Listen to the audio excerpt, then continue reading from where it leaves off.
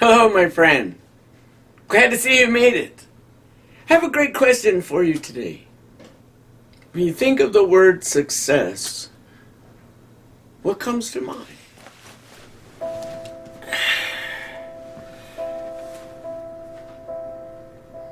If I could only read your mind, then I could be the one you need. I'm really good at taking care of everybody else. Maybe if I act real nice, maybe if I smile real big, maybe I could change the shape of who I am till I fit in. I guess I lost myself trying to be somebody else. So I'll sing a song that only I can sing, a melody nobody knows but me. A million things I could pretend to be, but maybe the best thing I can be is me. Maybe the best thing, maybe the best thing, maybe the best thing I can be is me. If I ever show my face, nothing left to hide behind, would anybody stay right here with me no matter what they find? It's easier to shut my mouth, it's easier to just agree, to put my heart inside a box, turn the lock and hide the key. I guess I lost myself trying to be somebody else. So I'll sing a song that only I can sing, a melody nobody knows but me. A million things I could pretend to be, but maybe the best thing I can be is me. I have something to say, I can't keep it inside. The world needs more people who are truly alive. And I have a voice, and I have a name. This life is a gift, it's not a mistake. Oh, I have to believe I'm not a mistake. So I'll sing a song that only I can sing, a melody nobody knows but me. A million things I could pretend to be, maybe the best thing I can be is me. Maybe the best thing, maybe the best thing, maybe the best thing I can be is me. Maybe the best thing, maybe the best thing, maybe the best thing I can be is me. Glory be to God. Jesus Christ is alive, and we have gathered here today by the power of His Spirit through the goodness of His name. Glory be to God. Jesus Christ lives. I think when I think about success,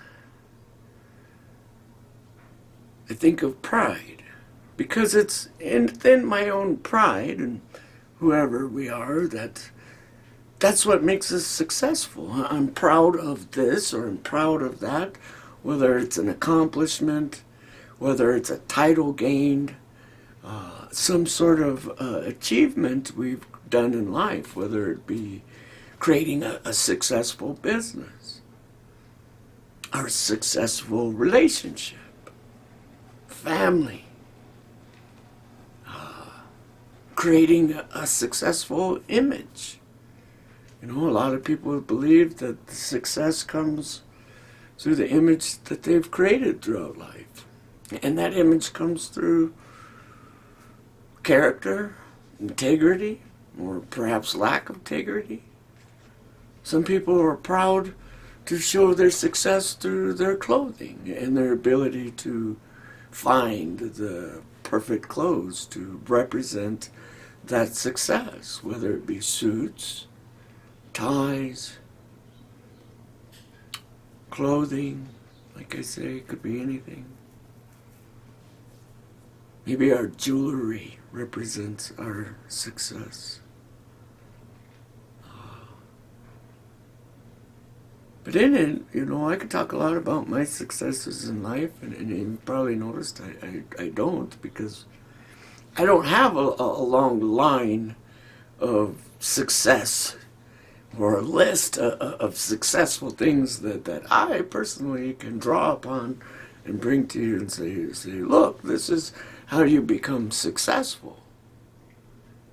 Because I don't know. Saw a verse where Peter, one of the apostles of Jesus Christ, said, humble yourself and wait for God to exalt you.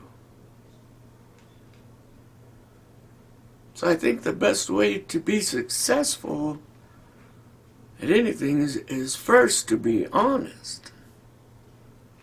And maybe that's honest with myself. And so we confess our weaknesses. We confess our sins. Because in that, our hope is that, one, you could learn from that and say, well, I don't want to be like that guy. I want to be better than that guy. And many people take that motive on, and in that I feel like I've successfully preached a good message. But am I myself successful? You know, that's a hard measure to measure by. I know for me, I've been a part of 4 failing relationships with women whom I desired to have a long-lasting relationships with, but it never pans out. It never panned out, and then you come to a place in life where you're asking yourself, why? I spend a lot of time watching Dr. Romney, which, if you don't know who she is, search her out. She's a leading psychologist on exposing narcissism, and in exposing narcissism, we have tools to say, is that me?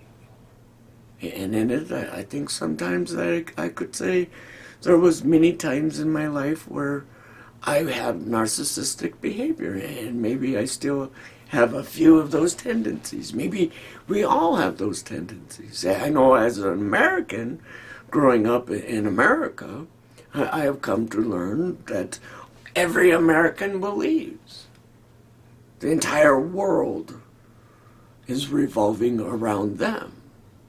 We see it in politicians, politics, family life, our children, and everything revolves around them, except for our mistakes. Those things don't revolve around us. So when I'm asking myself, why do I have 4 failed relationships with people whom I really liked, and I wanted to really give to them the best of who I am, and then when you come to realize, well, maybe the common denominator between why those relationships fail is because the best I was trying to be was short of the glory of God. It's constantly falling short.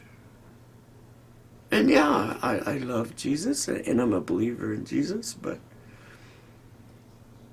do we believe him enough to believe that his grace and his mercy is shown to us through his law? When I say his law, the Ten Commandments. Love God with all your heart, mind, and soul. With all your strength. And I ask myself, do I love God with every piece of my strength? And that's why Jesus said, if you don't love me more than your mothers, your fathers, your friends, your brothers and sisters, then you're not worthy of me. As Jesus, many people are wondering, did he ever claim to be God? Well, he certainly said, if you don't love me with all your strength, with all your heart, with all your soul, you're breaking commandment number 1.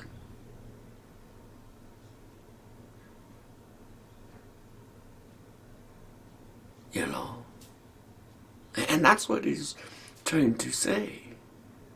Because inside of God's law, the commandments, is love each other in the same way you wish to be loved.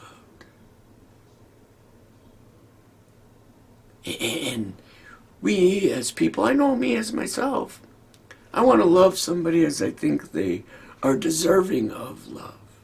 Not in the way I wish to be loved, but in the way I think they deserve it. So I see bad people, you deserve little love. Bad. I see a good person, I say, you deserve a lot of love. But I'm dividing. Saying you're better, you're worse. I'm judging, I'm measuring.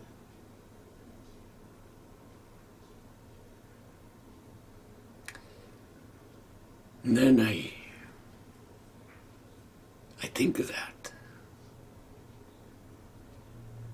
Am I loving God? Everything I got, and I think I am. Right? It says don't make no images of me or anything of the heavens. Because you don't know what he looks like.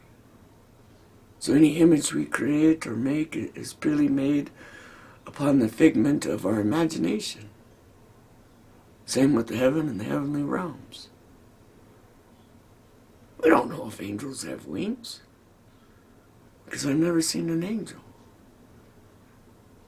Unless we're talking about Katu Tenji. And her I have seen. Her I have met. I like her. I love her. But that doesn't make me good. Sometimes when I read the Bible, and just in life in general, as a part of that, do I have narcissistic tendencies? And I go out in my life as,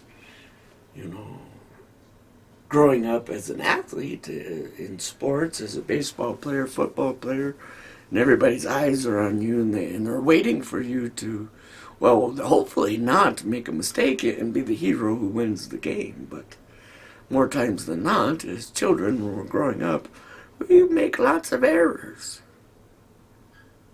And so there it may feel like they're waiting, watching us to make the error.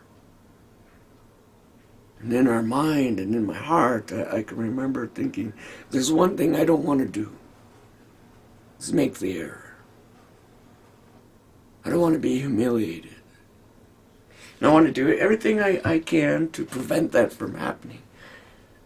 Grow up in a Christian home, believing our outer image reflects kind of the inner image.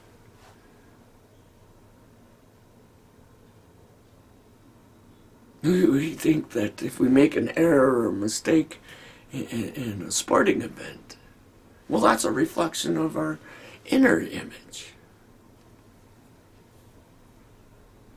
And so we live our lives, and I'm going to be perfect. And I'm never going to lie. I'm always going to be honest. I'm never going to steal. I'm always going to stay on the right path, that narrow road. Make no mistakes. Never say the wrong thing. Never try to rock the boat. Always just keep quiet.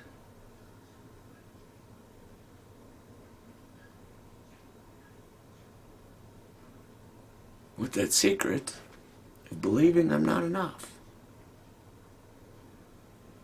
That secret of believing that if anybody saw and knew the truth, they'd find out I'm not good enough. I'm not smart enough.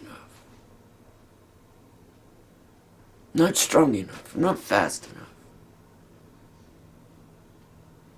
In fact, I'm filled with error and mistakes, and I don't want no one to know that. So you live all perfect, and everything's perfectly imaged, and then you go out and still nobody thinks you're good enough, smart enough, able enough. And then I wonder why. I think it's like Jesus says, until you believe, nothing's possible. I'm good enough for God. God is made perfect in my weakness. God says I'm enough. I'm worthy. I'm good. God our Father says I'm loved. And then I'm like pushing God aside. Because that's not good enough.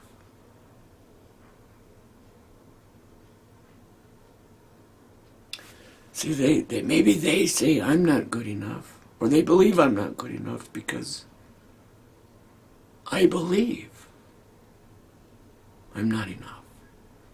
I'm not good enough. That's what I believe. So how can they believe in something I don't believe in?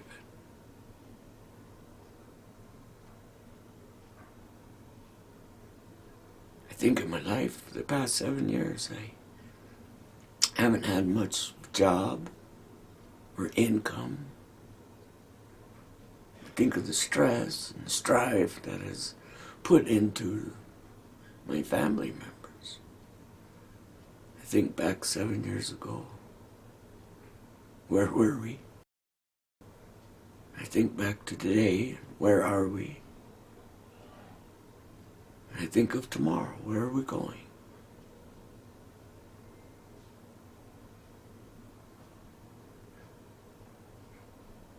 Jealousy, covetousness, desire, lust. I think lust is the desire for something that doesn't belong to us. Lust is the desire for something that only doesn't belong to us, it's not good for us. I ask myself, am I jealous of other people's gifts? Like, why do other pastors have hundreds of thousands of viewers, followers, listeners? Why I have none? Am I jealous of that?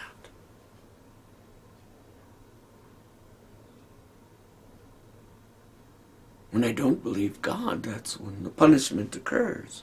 There's always a punishment that comes from not believing.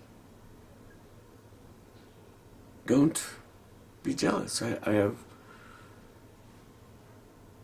as a person who wants to feel like they're enough, that has pushed God aside. And then say, I want you to be God. for me. I want you to love me. I want you to cherish me. I want you to spend every moment of every day with me. I want you to be sovereign, omniscient. I want you to be at my right hand every day, all day long. I want to see you. I want to be a part of everything you do. Every thought is made. And God's saying, here I am. No, not you. Not you. You. Or you.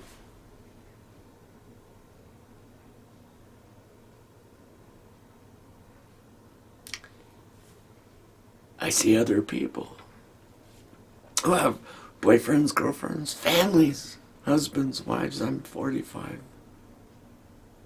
Getting old, over the hill.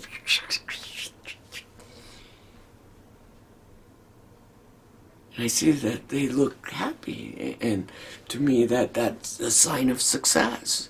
Their happiness, their contentment, their peace. And I want that for myself. Because I'm not happy because I don't have what they have. And if I only had what they had, then I would be happy. I see people who are married, spend their day together as husband and wife. They love each other so much that they create babies. And then they have children and family. They love each other. And I think of me and the relationships I have, and I don't have that. But I want it. So in my jealousy, I become frustrated. Why do you got what I want? I've dreamed all my life of being my own farmer, living on a homestead, doing my own homestead stuff, and having the control over the land, and having it be an asset to you. Not just to you, but many ideas about it. And I see and I watch homesteading videos, and yeah, they are living my dream. They have it, but I don't. And I want it.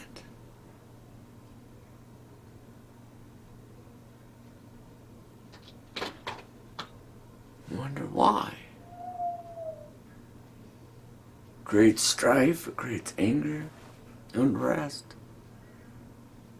In that I have the inability to have a decent relationship because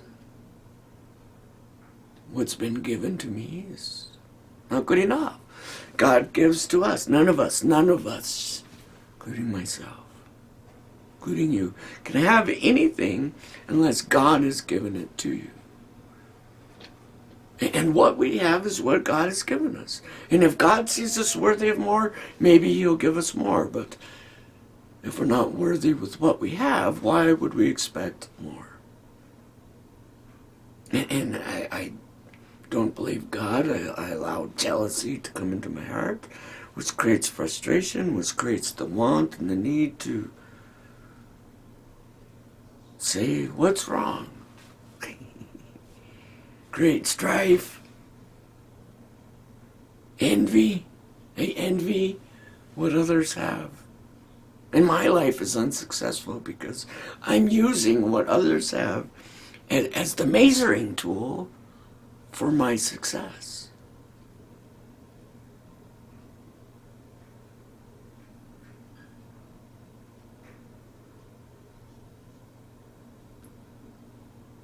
I know.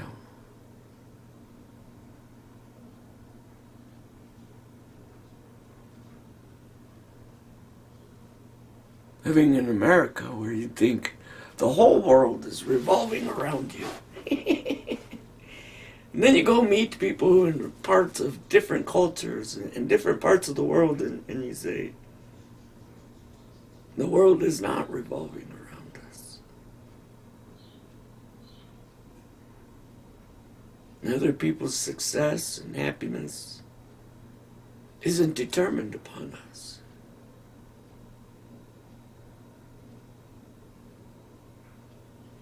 Are we okay with that? You know, Jesus says the world will hate you. And you say, yeah, until it begins hating you. And then it's like, I don't want it to hate me. Because in being hated, I begin to despise myself.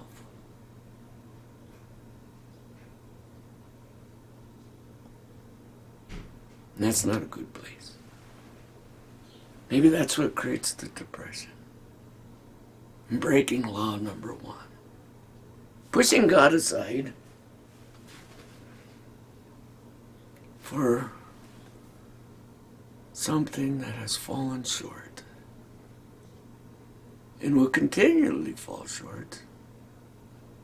And because it continually falls short, whether it's me, this world, or the people of this world, that's where the punishment lies, is trying to believe that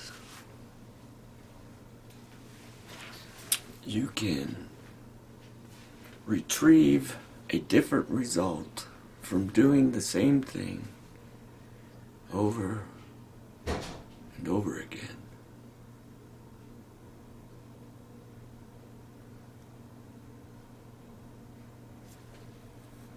So I guess we got to be comfortable with ourselves. Be ready to be rejected. Be okay with the fact that just because we're rejected doesn't mean God has removed His steadfast love from our life. He's very loving. He's very generous. And although there's punishment into not believing Him, to not believing that jealousy causes strife, strife causes envy, and in it all you're trying to create a measure based upon somebody else's success or lack of success, while pushing God away, who says to you that unless you're reborn, you cannot enter into the kingdom of heaven.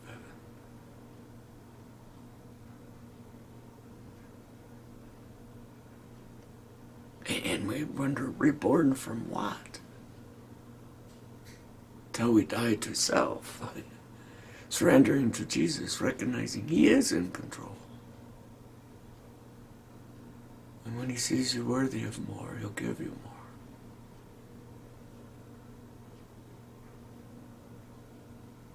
And when we're living in a place of jealousy and strife, lack of trust, you don't get more.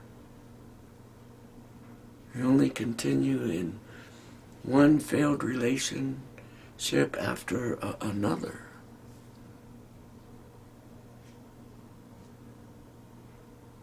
So we got to be blessed in contentment. And I say these things because I recognize and understand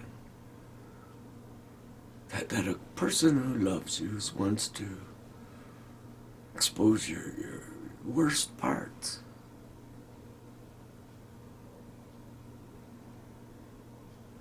That's what people who love you do, exposing your worst parts.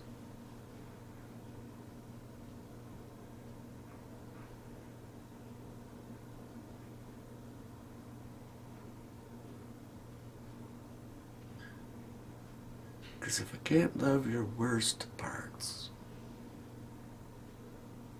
I don't care for the good.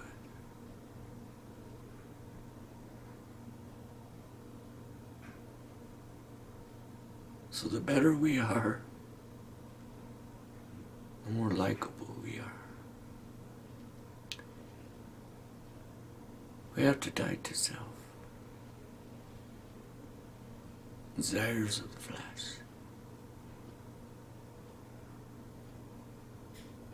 I think the desires of the flesh are to be accepted.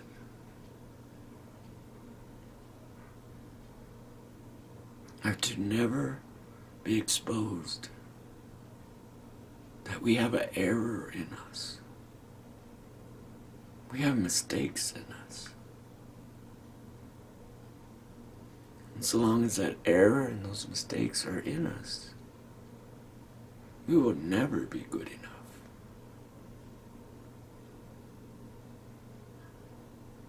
I think the number one error,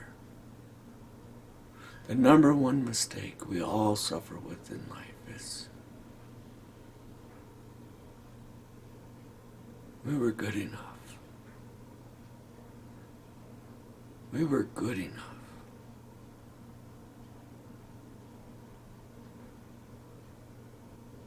And that's why God gave his life. We are good enough. Because God said so. And I think if we'd quit pushing him away and then bringing him in, we will find peace, happiness, joy, love, mercy.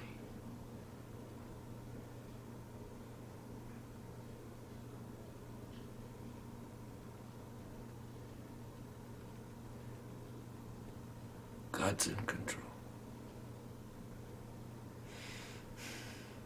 He's done a good job. Gave me good parents. A good mom. My mom loves me very much. There's not a lot of people who can say that. I love my mom very much. There's not a lot of people who can say that. I love my dad very much. He loves me. I love my son very much.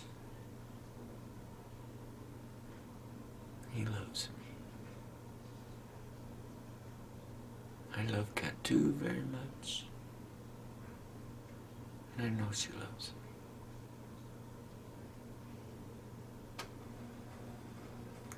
I love my sister very much, my nieces, my brother-in-law.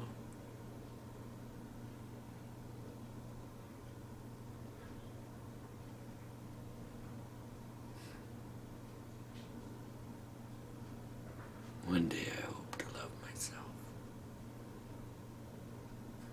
very much.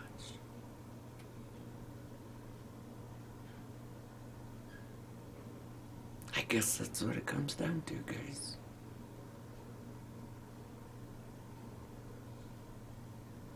There is an error.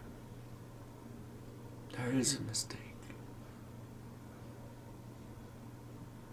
I'm okay with it. I'm okay with you knowing about it. You know.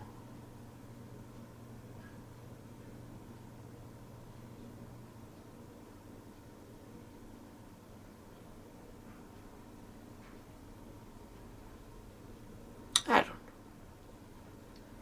I guess that's all I got to say, guys. Honor your mother and your father.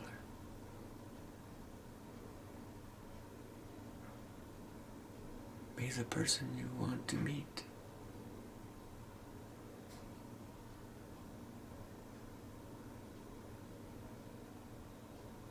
Love each other. The same way you wish to be loved. Don't complain about each other. Rather love one another.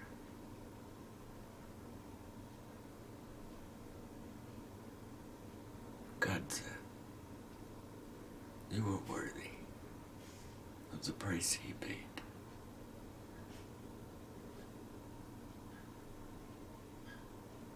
Is it enough?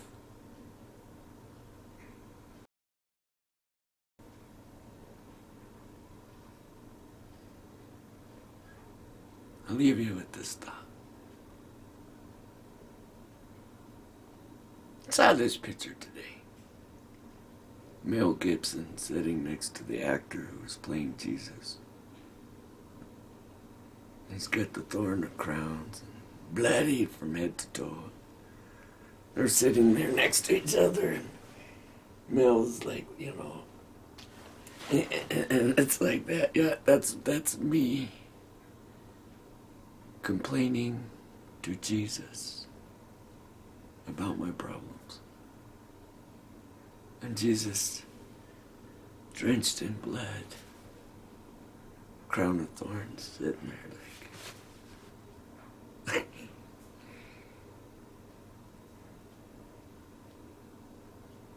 But the amazing part of it,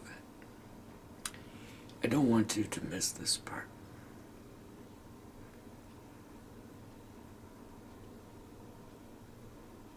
He was still sitting there.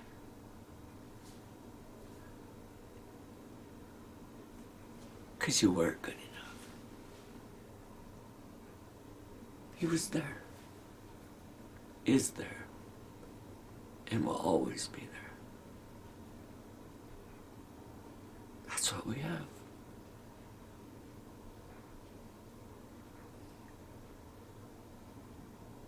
See you next time.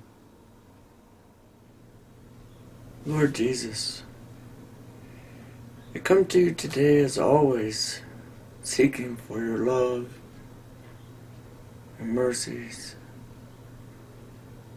your grace. I'm coming to realize, Father, that in your law, inside of your royal law, it is there. All I have to do is believe it. So strengthen my faith. Eliminate my unbelief. So I may believe and be saved.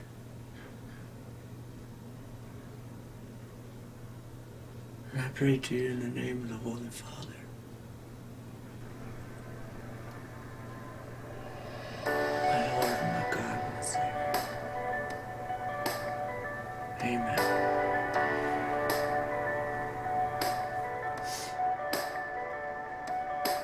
This is for the powerless, the wounded and the weak. This is for the immigrant and those who cannot speak. If the ground beneath your feet feels unstable, there's a place for you at my table.